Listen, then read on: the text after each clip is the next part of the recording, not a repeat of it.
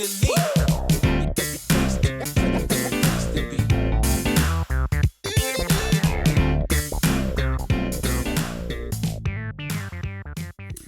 and welcome back to the Citizen channel. You're all staying safe and well. Good afternoon down at the bridge, of course. Afternoon, early evening, wasn't it? Match day 1 of the new Premier League 24-25 seasons. We go for our attempt at a 5p. Why not? Player ratings show this, guys, of our 2-0 victory, of course. And Joe Bray's in charge for the Manchester Evening News today, which spreading it around a bit at the moment this season. So Joe waxes a bit more lyrical than perhaps Simon does, Simon Bukowski, but we'll have a look at what Joe thinks of the players. We'll have a look what I think of the players. We do differ on slightly, but not too much, I don't think. I think we can all be fairly positive. There's a lot of effort yesterday, sometimes more effort than skill or that final ball, but yeah, a good result, wasn't it? So we'll talk about that. Please, if you are new to the channel, please push that subscribe button, push the bell notifications, everything. City past, present, as long as we can keep going. So it'd be great to have you on board. Please spread the word. There are memberships now, just 99p a month. You get early access to all my City stuff. And especially things like, if you think about the Julian Alvarez thing I've just done, which is a 5-parter, you can ask for the scripts as well, the original scripts, like for history stuff and things. So a little bit of hard copy if you like to sort of reread stuff, and you don't have to look at my ugly mug, do you? So yeah, so that's just one of the benefits of the membership, and you support me, guys, which is much appreciated. My thanks to you if you can do that. We do have sponsors as well, which I'll mention before we go. If you like movie posters, I'll have a quick crack on with that before we go. But this is all about the player ratings. Give us a like, guys, as well, if you can. It'll be fantastic. So here we go. Joe Bray, and I will add my little 2 pennyworth to it. I might add my 2 pennyworth as I'm reading it out as well, but you'll know which is me and which is Joe. Right, Edison. Joel said, relieved to see the offside flag go up when he spilled Cole Palmer's effort into Nicholas Jackson's path. Made up for it with a stunning point-blank save from Jackson in the second half. Yes, he's given him a 6. He doesn't usually spill those. If you think of Edison, the crosses low down, shots low down, very rarely does he spill them. Is there something not quite right at the moment with old Edders? I don't know, but yeah, it was a reasonable save he did later on. In fact, if Jackson had placed it either side of him, of course, and say a foot each way, he probably wouldn't have got to it. But he's a big target, and it just managed to hit straight at him. So yeah, I mean 6. I think I'm going to give him a 6 as well. I think distribution-wise, he was excellent. A couple of really nice pings as well. So I'll forgive him that. But as I say, he never spills them. So I'm a little bit worried there's something still going on behind the scenes that we don't perhaps know. We'll find out, won't we? Right, Rico Lewis. Joe said, deservedly keeping his place at right back. Lewis enjoyed a physical battle with Christopher Nkunku, and it was his inverting into the attacking midfield area that opened up space for the opening goal. Even if he didn't have a direct role, he even popped up with a brilliant goal line clearance to keep City ahead. Kyle Walker won't have it easy coming back into this side. Well, I did expect Lewis to step up this season. I honestly thought this was a big chance this season, and he was excellent. There's little stuff that Walker does that he doesn't do, but vice versa, like defend the stuff he does that Walker doesn't do. So yeah, just what I thought he was one of his best games for a long time, and you can see that he's got a little spring in his step this season. And I say he took on that sort of midfield role and defensive duties pretty admirably. He always knew there was cover when he did move forward in the right back position. So yeah, I thought it was his best game for a long time. Yeah, Joe gave him an 8. Yes, I'm not quite as high. I give him a 7.5, but let me know. Anyway, all these guys, let me know if there's any big differences you think as well. Because it's all opinions, and we all have different opinions. It's quite easy to do. I do look at other 1 or 2 other people's ratings as well. It's quite interesting to see the big differences between the players and the ratings. Right, on to Ruben Diaz. Joe said it was like he'd never been away, tracking back well, getting stuck in and not letting anyone pass. It's a huge boost to see him back from the Euros and looking up to speed so quickly. Yeah, I think he's improving. I don't think he was great in the Community Shield as such, not quite as smooth. That's Mr. Smooth, isn't it?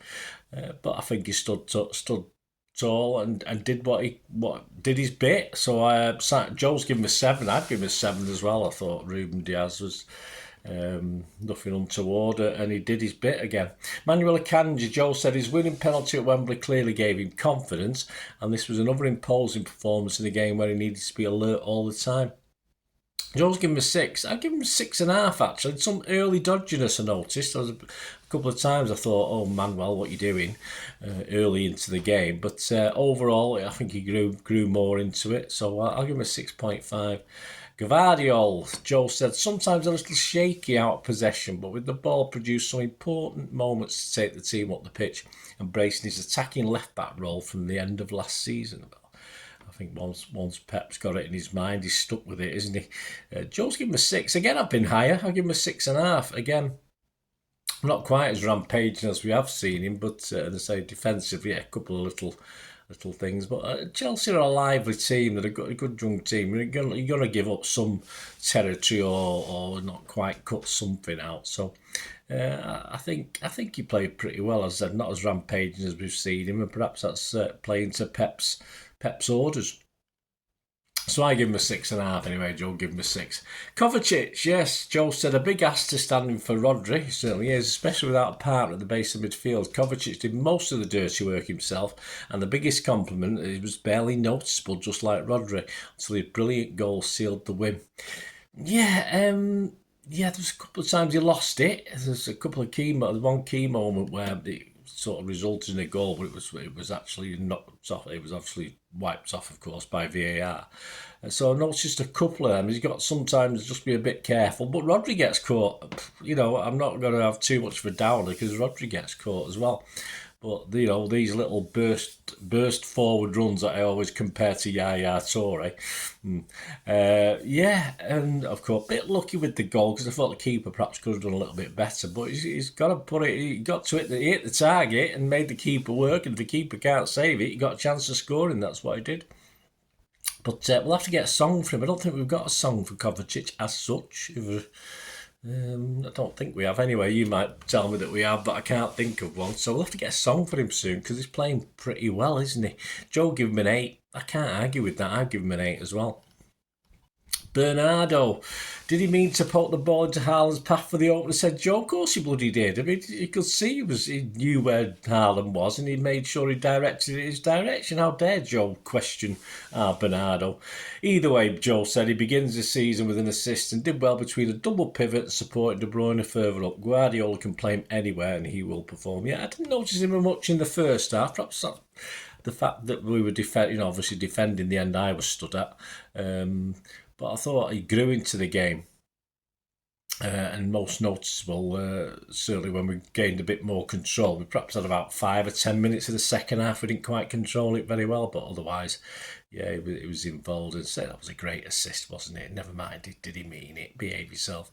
But as I said, overall, I didn't think it was good. I think it was Daily Mail had him as star man, man of the match. Not for me particularly. Joe's given him a 7. I've been a bit less actually. I've given him a 6.5. I'm feeling a bit mean now, but that's only based on I thought he had a quietish first half.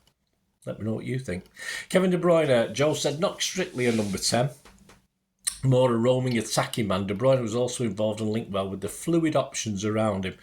Yes, and certainly not at his mercurial best, wasn't he? But certainly better than the first game last season, where of course we ended up losing him for months, didn't we? So we lasted the game this time. So there's a bonus. We'll file that. We'll file that under a success.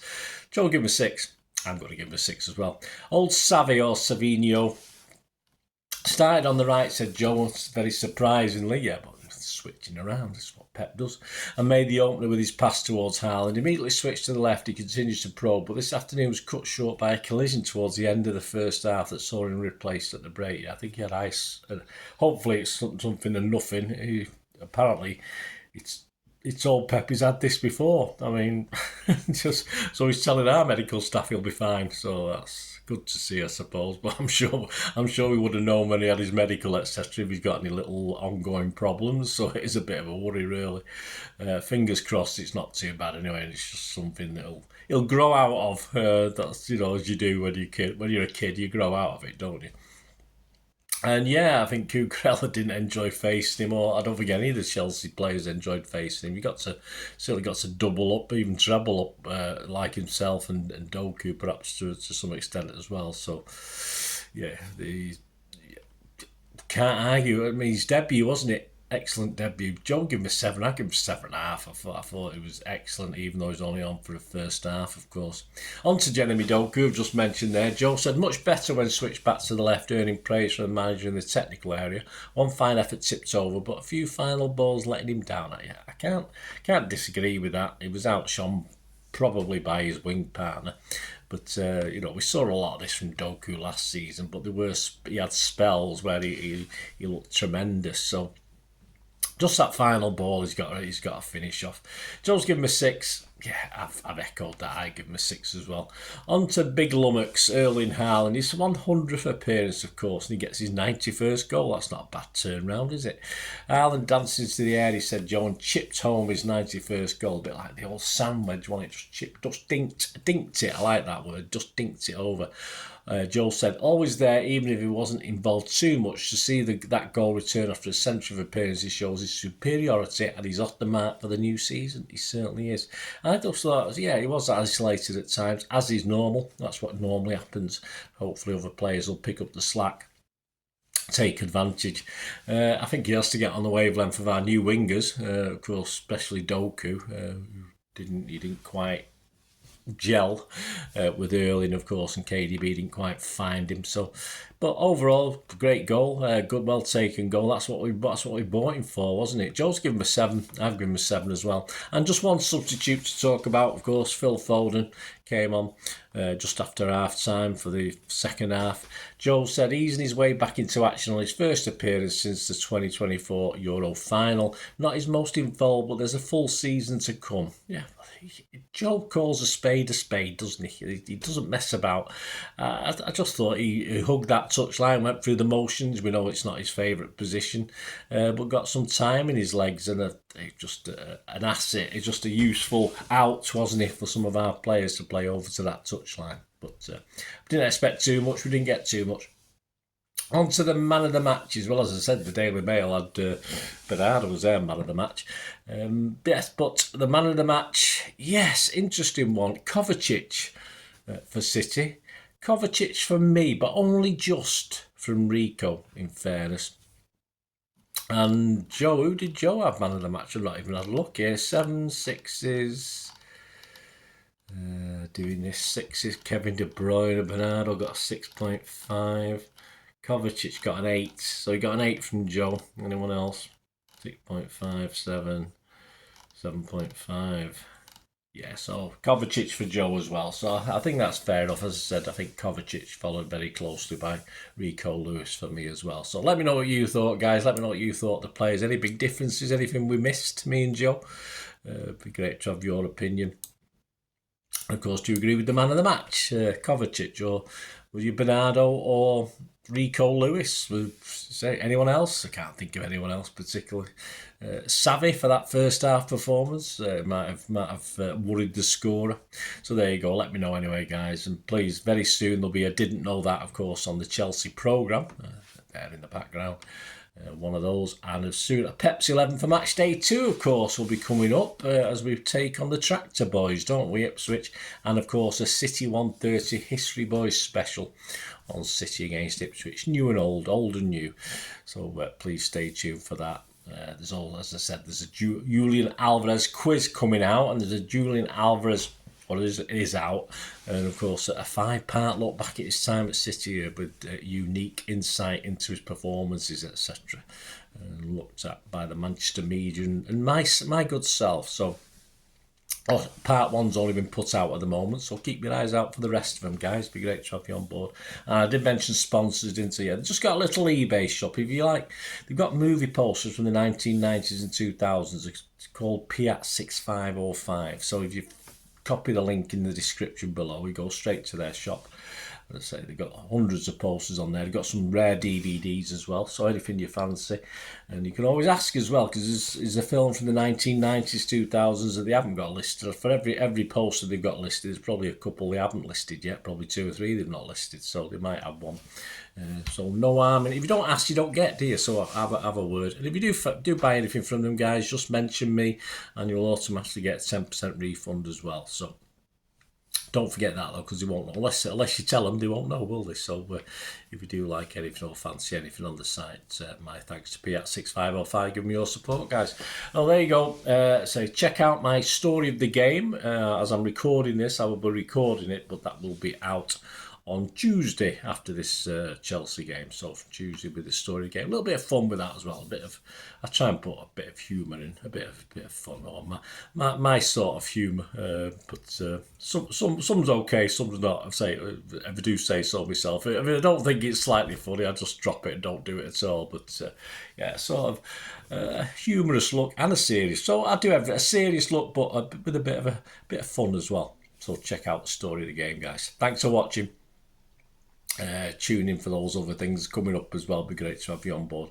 Until we meet again, I'll ever ask one thing, don't I? Please stay safe, everyone. Stay safe, you blue boys. And of course, come on, City. Bye for now.